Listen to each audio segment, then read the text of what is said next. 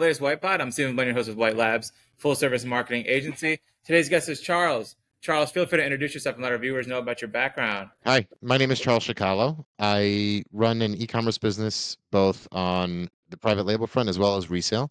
Primarily specialize in Amazon. That's really where my journey started from high school till now, and that's where we're at. I'll start it off there.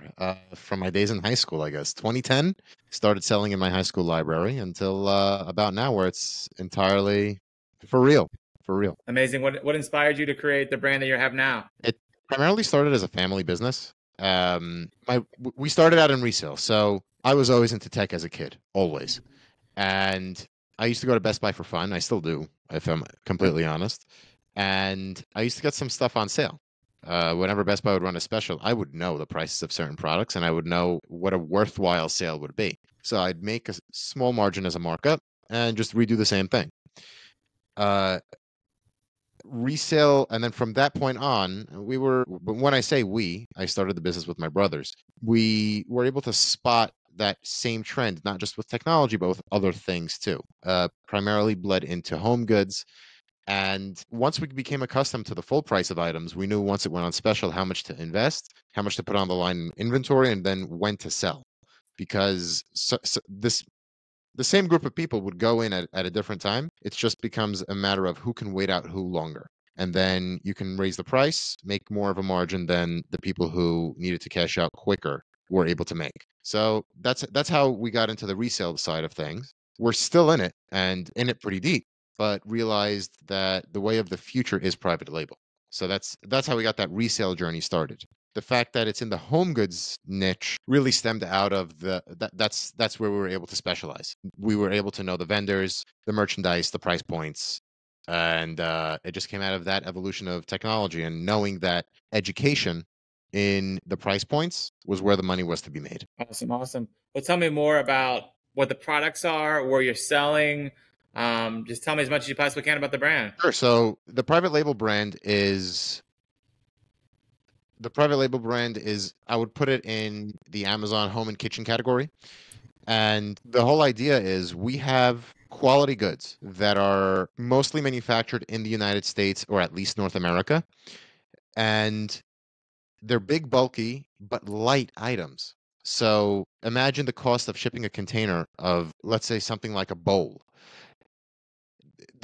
You're basically shipping air from China, and to pay a full container's price, which nowadays is around 10,000, to ship across sea just for the lower labor in China, would not make sense. So we're offering quality home goods. We are familiar with the fulfillment process, be it Amazon FBA, Buy with Prime, any sort of expedited process that we are all used to as consumers and becoming increasingly so.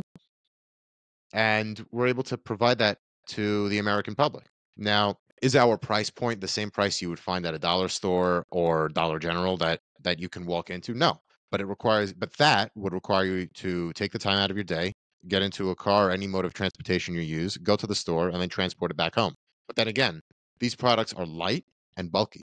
So where we specialize is in getting that product at a quality premium to your doorstep. So that's the way of life and the price structure of where we fall in. So home and kitchen, but we're no Dollar General, but we'll get the quality product to you. Gotcha.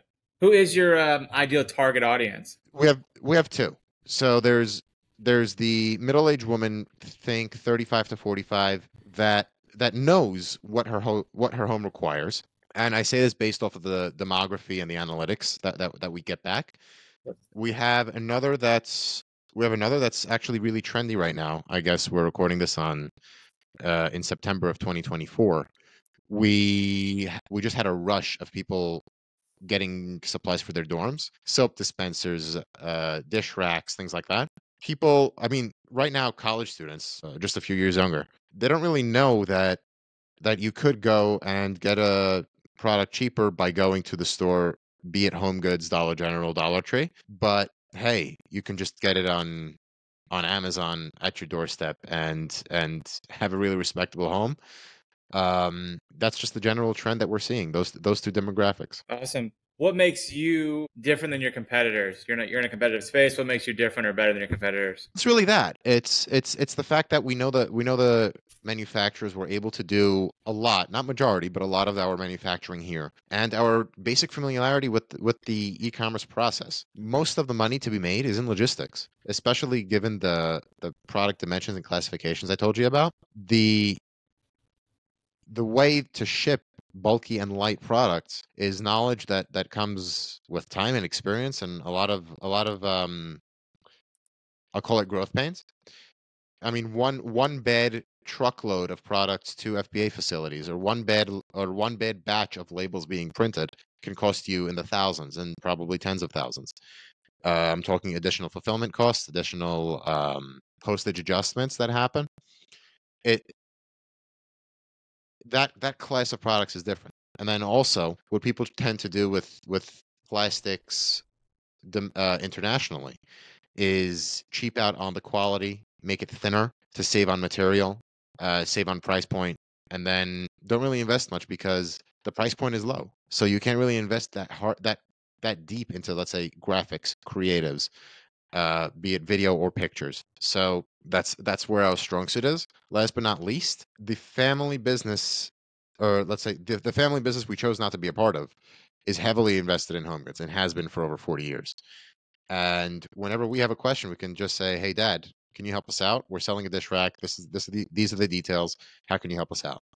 And Dad's not going to charge us for advice. So seeing his boys in the home goods space, but rocking and rolling, is his pleasure. That's amazing. What are your best selling products? Right now, we actually just launched our infuser pitcher. So let's say people they want flavored water. They don't want to Mhm. resort to, let's say, soda and any other highly sugar drinks, or what's the word I'm looking for?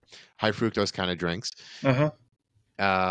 You can always infuse your water with mint, fruit, vegetables, different kinds of vegetable peels, things like that. We offer a guide to different mixtures you can use to put in the infuser in the middle, and that is a great seller for us. It's about a 2.9 liter pitcher, and people use that all the time. The next best seller is actually our clip fans. Imagine you're in a dorm room or you're in a greenhouse. You need a small fan. It's a 6-inch fan, has 2 speeds. A lot of people sell it with a USB ending, but there aren't really that many USB endings in a greenhouse, or not everybody's looking for an ending where, let's say, you wanna cool down a bunk bed. Not everybody has a USB ending that plugs directly into the wall. So we just have a regular 110-volt outlet ending, and that's how it works. So those two are our best-selling products. Awesome, awesome.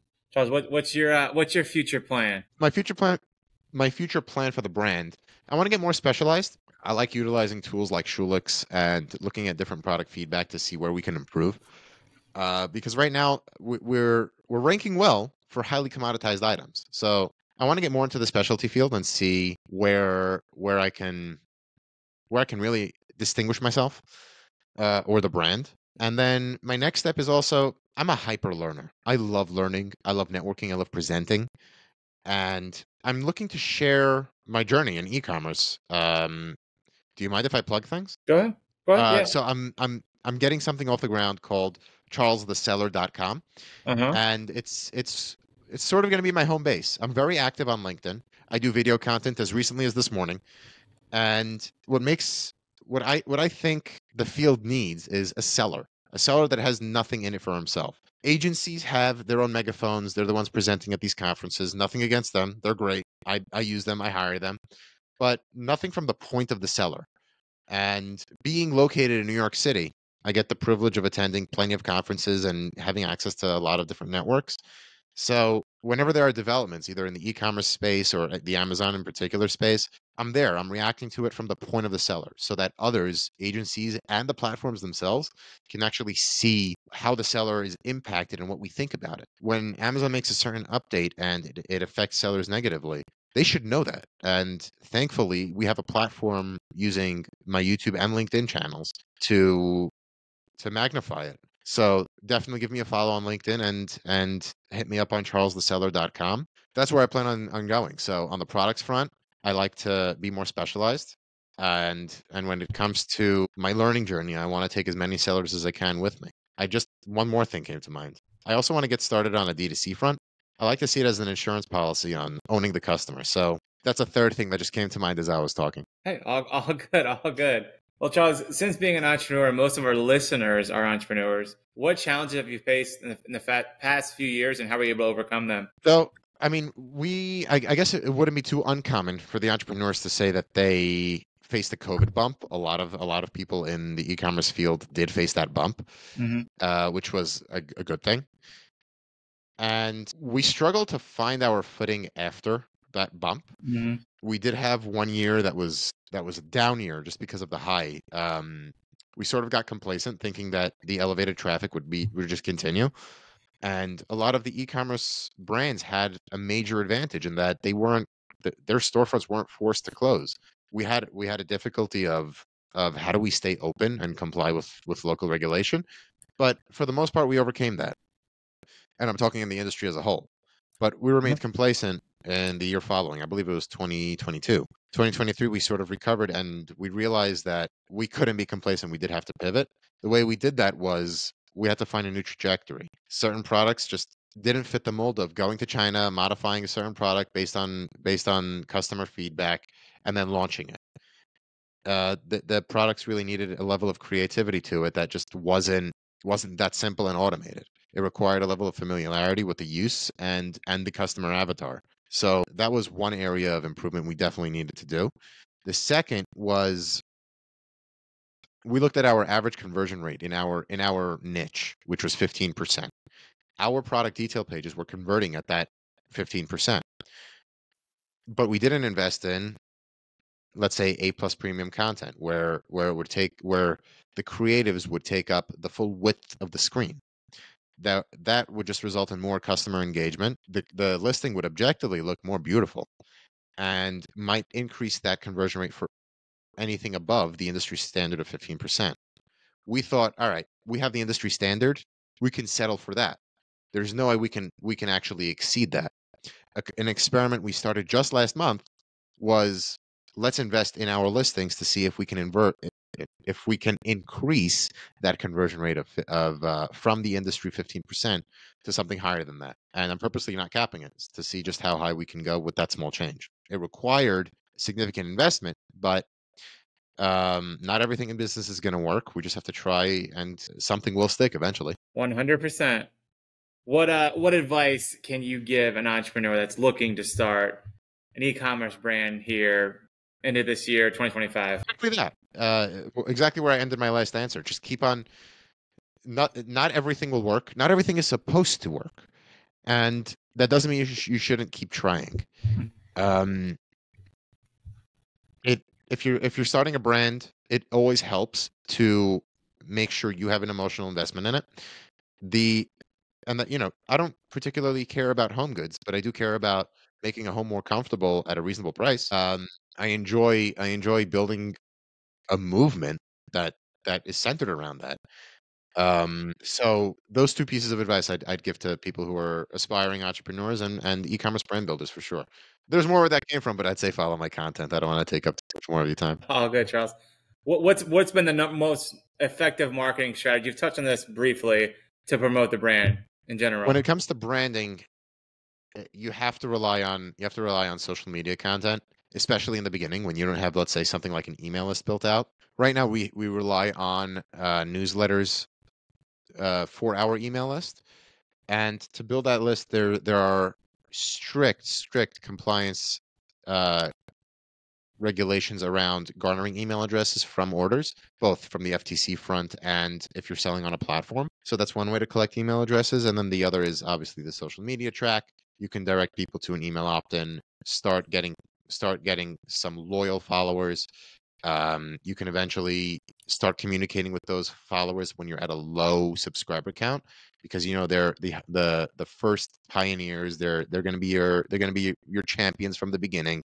You can sort of solicit their feedback and advice on what products they want to see, what kind of improvements they want to make. You can segment them based on certain open rates and engagement metrics, saying we want to put you on an advisory board and we're going to highly value your opinion. We can get you on a Zoom call and so on and so on. So right there's a few tidbits that you can utilize and definitely use to higher engagement. Set up some sort of referral program. It's going to require effort. It's going to require engagement, but I wouldn't put it past any entrepreneur that's worth their buck that they can put it in. Good advice, Charles. Anything I haven't asked you want our listeners to know? That's about it. I think I said it a couple of times. I'll say it again. Not everything is supposed to work. So just keep trying. Something will work. It's a matter of you don't. One of my friends, Steve Chu. I'll give him a shout out. He's a great inspiration to follow as an e-commerce entrepreneur. Mm-hmm. You are the one who decides to quit and stop trying. So just keep that in mind. Awesome, Charles. Well, I really appreciate your time and coming on today. Thank you so much. Thank you for having me. Thank you.